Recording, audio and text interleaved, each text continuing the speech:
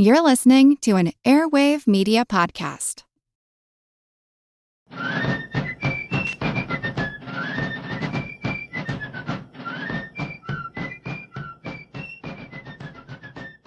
Hello, and thank you for joining the American Revolution.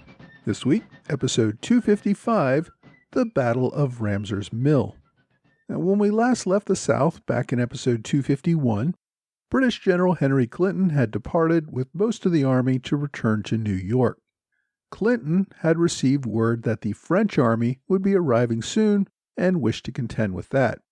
He left Lieutenant General Charles Cornwallis in command at Charleston, South Carolina.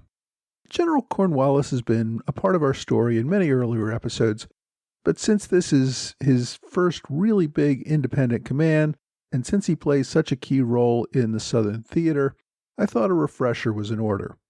Cornwallis came from the very top of British aristocracy. He was the son of the 5th Baron Cornwallis. His mother was the daughter of a viscount. His uncle was the Archbishop of Canterbury. As a boy, Cornwallis attended Eton. He purchased his first military commission as an ensign at the age of 17. But rather than go into service, as most young officers did to learn their profession, Cornwallis traveled to Europe, where he enrolled in the military academy at Turin, in what is today Italy. After that, he went on a tour of Central Europe. When the 7 Years' War began, Cornwallis's regiment shipped out for America, but before he could reach it. So instead he attached himself as an aide to Lord Granby, Commander-in-Chief of British forces in Europe. He fought at the Battle of Minden, and shortly afterwards purchased a captaincy.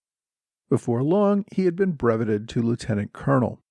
While he was still fighting in Europe, his family got Cornwallis elected to Parliament. He only spent a little over a year as a member of the House of Commons before his father died, and he took up his father's seat in the House of Lords. In Parliament, Cornwallis showed a strong sympathy for the colonies. He voted against the Stamp Act, the Declaratory Act, and the Intolerable Acts. Yet, by the time the war began, Cornwallis, by that time a major general, volunteered to go to war. He even proposed a campaign to retake the southern colonies. As a result, the ministry granted him another promotion to lieutenant general in America in 1776, and he shipped off with General Clinton to retake the Carolinas. I'm not going to go through all the details of Cornwallis's leadership in the war, but I will note that he frequently wanted to return home to be with his ailing wife. He planned to leave for London in late 1776 when he got called back from his ship to go fight Washington at Trenton. In late 1777, after the fighting season had ended, he did return home, and he did the same at the end of the 1778 fighting season. While in Britain, he spent time with his wife, who unfortunately was getting continually sicker. During one visit home, Cornwallis had an audience with the king, in which he told George III that the war's success was hopeless. Despite his assessment, the king allowed him to receive a permanent promotion as lieutenant general, and he became second in command to General Clinton. The following year, he returned to England once again and resigned his commission to be by his wife's side as she lay on her deathbed. She did finally die in 1779, after which time Cornwallis once again offered his services to the king. He returned to service in America, not because he thought that they could win the war, but simply because he was too depressed to remain in Britain following his wife's death, and he pretty much just wanted to be back with his old army buddies in America. When he returned, everyone, including General Clinton, thought that Cornwallis would shortly replace Clinton as commander in North America following Clinton's resignation. Clinton and Cornwallis had their personal disagreements, but Clinton seemed ready to bring Cornwallis up to speed on everything so that Clinton could go home and be rid of this war. When word finally came from London that Clinton's letter of resignation had been rejected and that he would continue in command, things between the two generals seemed to fall apart. Cornwallis basically left headquarters and told Clinton to consult with other officers. Clinton was offended that Cornwallis had basically checked out after learning that he would not succeed to command. Despite this falling out, Clinton took Cornwallis to Charleston, South Carolina, when the army made its invasion in 1780. Their personal relationship seemed to get even worse during this siege, when Clinton came to believe that Cornwallis was undermining him with other officers by spreading rumors that Clinton was about to resign. Cornwallis refused to provide Clinton with any advice and asked that Clinton not consult with him on strategy. Clinton saw this as a way of Cornwallis distancing himself in case the campaign failed. During this time, Cornwallis wrote to London asking to be reassigned to any other theater in the world where Clinton was not in command. During the siege, Cornwallis took command of a corps that separated from Clinton's main army, so both men were happy when Clinton returned to New York, leaving Cornwallis with his own command in the South. Now also, as I outlined in episode 251, the British pacification strategy in South Carolina hinged on the assumption that there were a great many Southern colonists who could be coaxed into serving the king by joining loyalist militias. Clinton had relied on that when he issued his edict in June of 1780, just before leaving for New York, that all colonists, even rebels on parole, would be expected to join loyalist militias or be considered traitors. Relying on the growth of these loyalist militias, Clinton left Cornwallis with a rather small force of a little over 3,000 soldiers. These were a mix of regulars, Hessians, and loyalist regiments that had been raised in the North. Brigadier General James Patterson took immediate command in Charleston, while General Cornwallis took the bulk of his army into the back country. By the time Clinton left for New York on June 5th, the British had moved into the back country, setting up outposts that covered most of the state. These included Georgetown, a little over 50 miles up the coast from Charleston, and then extending inland northwest to Camden, near the North Carolina border, then across to Fort 96, which had been a center of rebel activity before the British came, and then down to Augusta, Georgia. Spreading out the army like this was designed to facilitate recruiting loyalist militia and keeping troops of soldiers close to any area where small groups of rebels might try to organize or fight back. For the effort to raise militia in the backcountry, Clinton had given primary responsibility to Major Patrick Ferguson, who you may remember played some key roles in several northern battles before sailing south with Clinton and Cornwallis. Ferguson had received an appointment as Inspector of Militia in South Carolina. In that role, his primary mission was to organize loyalist militia groups in the backcountry to supplement Cornwallis's army and to put down any rebel activity. Ferguson had a reputation for honor and gallantry, which is often exemplified by his refusal to shoot an American officer in the back at the Battle of Brandywine, who some believe may have been George Washington. He noted in South Carolina that they were not there to harm women and children, but to relieve their distress. Ferguson was not afraid to use force and violence against rebels, but he also saw the need to win the hearts and minds of the civilian population. To Ferguson's north, in the backcountry, Colonel Bannister Tarleton's Legion took a very different approach. I've already discussed Tarleton's massacre at Waxhaw's. His legion also roamed the countryside, killing suspected rebels and burning their homes. They were not above roughing up civilians, including women and children, who they suspected of aiding the rebels. At one point, Ferguson wanted to shoot several of Tarleton's men who had raped Tory women. Now, despite their very different methods, both Ferguson and Tarleton managed to recruit and organize large numbers of loyalist militia, while at the same time forcing unrepentant rebels to flee into the swamps or into North Carolina. As the British pacification plan in South Carolina was taking hold, it inspired loyalists in North Carolina to organize more openly, with the expectation that a British army would soon enter North Carolina. Cornwallis had sent representatives into North Carolina to spread the word that the British would arrive soon, but that Loyalists should continue to lay low so that Patriots would not take them out before the British army arrived in force. Instead, Cornwallis wanted the Loyalists to harvest and store their crops, which the British Army would need when it moved into the state. Lieutenant Colonel John Moore of the North Carolina Loyalist militia had been fighting under Cornwallis in South Carolina. He rode into North Carolina to known Tory strongholds around Ramsour's Mill, which is about 30 miles northwest of Charlotte, to pass along Cornwallis's instructions. Another officer from Moore's Loyalist Regiment, Major Nicholas Welch, also began speaking to local Loyalists, spreading the word of the British victory at Waxhall's, and began gathering up volunteers for a Tory regiment, despite the orders of doing it at this time. By June 20th, about 1,300 Loyalist volunteers from the region had assembled on a ridge near Ramsour's Mill. Many had brought their own arms, but about a quarter of them didn't even have weapons. They expected the regulars would provide them with arms when they arrived. A few miles away, in Charlotte, North Carolina, Militia General Griffith Rutherford received news of the Tory gathering. Since he did not have soldiers on hand to challenge this growing threat, he ordered Colonel Francis Locke to raise the local Patriot militia and disperse these Loyalists. On June 13th, Locke had about 200 militia volunteers assembled near Ramsour's Mill. Within a few days, the arrival of other militia units doubled his numbers to about 400. Locke planned to meet up with additional reinforcements being gathered by General Rutherford and launch a night attack on the Loyalists.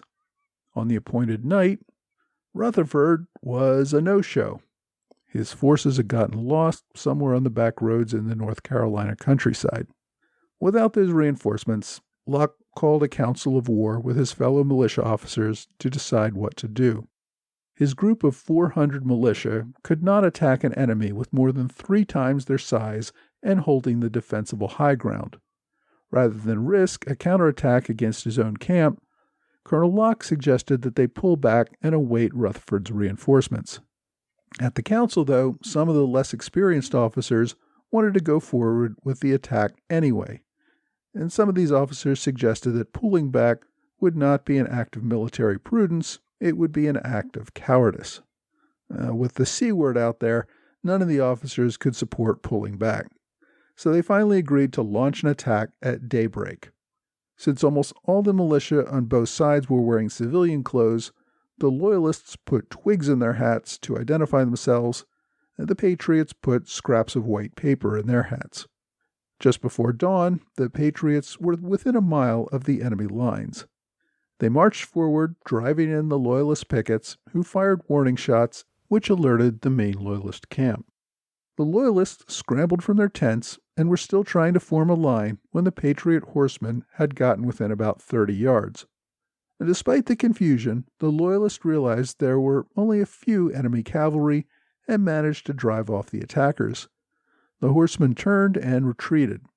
As they did, some of the approaching infantry believed this was an all-out retreat and also turned around before they even got to the battlefield. Loyalist riflemen began picking off the advancing Patriot militia, who had to cross a flat open field to engage with the enemy. No Patriot officers were really in charge, but the men kept advancing anyway. As the main line advanced against the center, several small units made their way against both Loyalist flanks and began to turn them. Amazingly, the militia advance continued despite taking heavy casualties. They reached the enemy lines at about the same time that the flanking companies attacked on both sides. The fight devolved into brutal hand-to-hand combat by these former neighbors in both militias. Despite having far greater numbers, the stunned Tories fled the field. Some of them simply removed the twigs from their hats and pretended to be Patriot militia until they had a chance to escape safely. Some distance away, the fleeing Loyalists reassembled and viewed their opponents from a distance.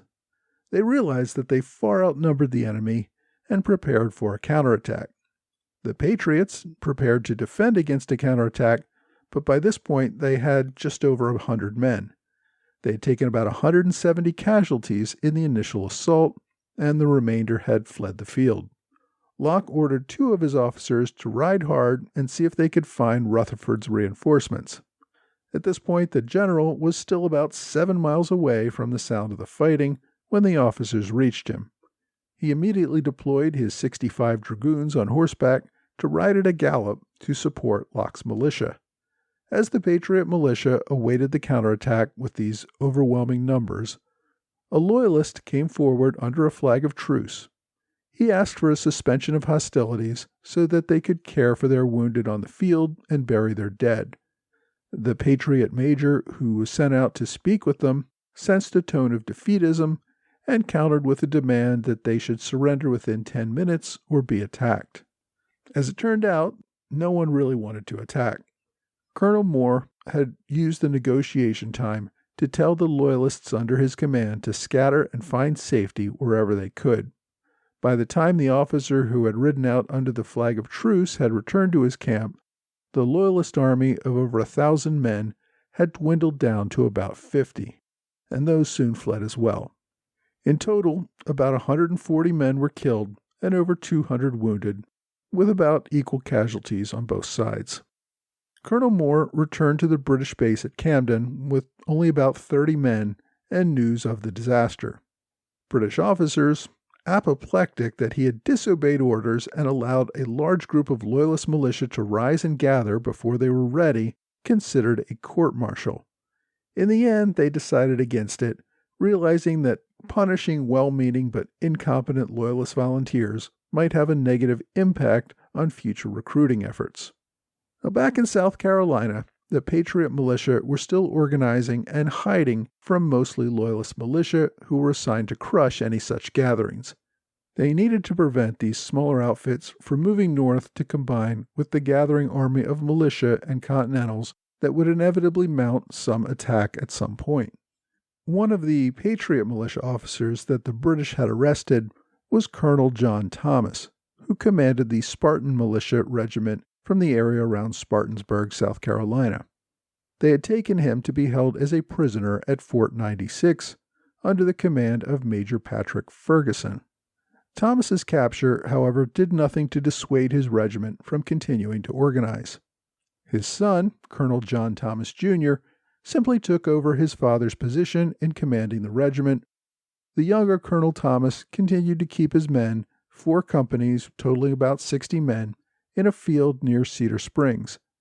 They hoped to join up with the gathering Patriot militia under Thomas Sumter. When the British learned of the position of the Patriot militia, Major Ferguson deployed about 150 Loyalists to kill or capture this rebel force. The Loyalists planned a pre-dawn attack on the rebel camp in the early hours of July 12th. They crept toward the camp in the dark, seeing the enemy's fires. The Loyalists stormed the camp, expecting to bayonet the sleeping soldiers in a Paoli-style massacre. Instead, they found empty bedrolls and no one in camp. Then, the confused attackers began taking fire from the nearby forest. The Patriot militia let loose a volley against the attackers, causing the surprised Loyalists to flee the field. It turns out the Patriots had been tipped off.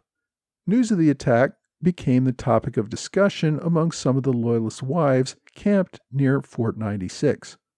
Presumably, many of their husbands were with the Loyalists who had been deployed to contend with these rebels. One of the wives who overheard these discussions was most definitely not a Loyalist. Jane Thomas was the wife of Colonel John Thomas, who had been at the fort to visit her husband in prison. After she heard that the British planned to attack her husband's regiment, which was now commanded by her son, Mrs. Thomas mounted her horse and rode at a brisk pace, covering 60 miles distance in one day. She managed to beat the Loyalists back to Cedar Springs and warned her son that night, July 11th. Colonel Thomas then ordered his men to stoke the fires, but then move into a position in the forest near the camp. So, when the Loyalists struck the camp, his men were ready to ambush them. As I said, the battle was over pretty much before it started.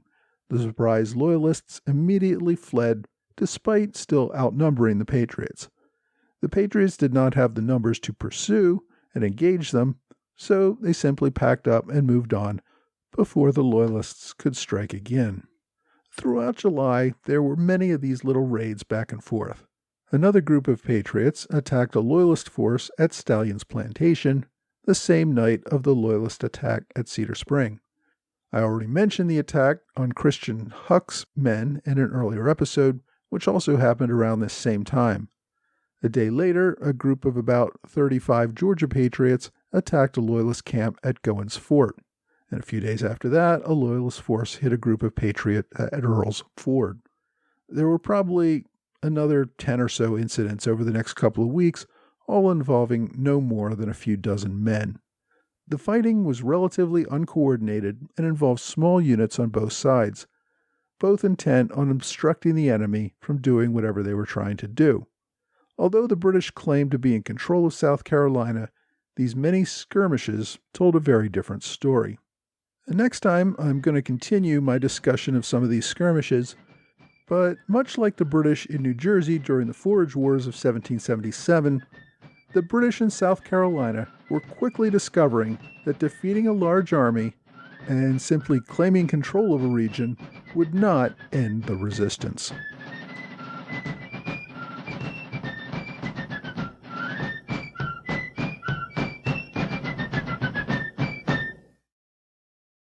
Hey, thanks for joining the American Revolution Podcast After Show.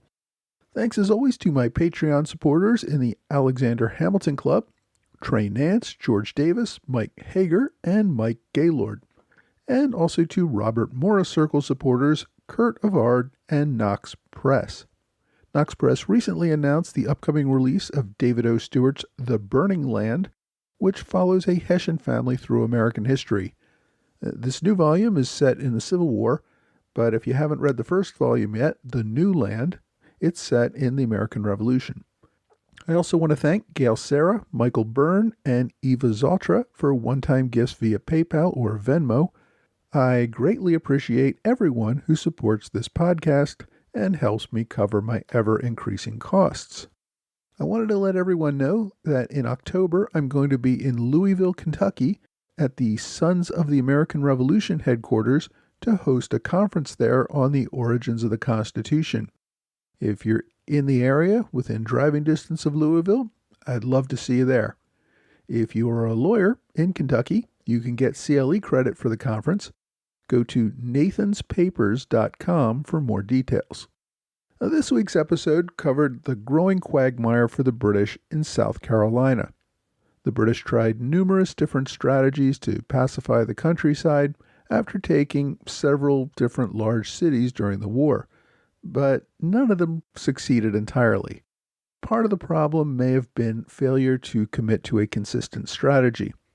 One of the things I talked about today was Major Ferguson was trying to win the hearts and minds of the locals by bringing back order and trying to show the locals why British rule would end the chaos and violence.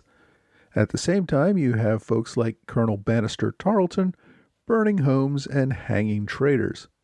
I suppose if it worked, we would have called it a successful good cop, bad cop routine where people saw the benefits of compliance and the consequences of resistance.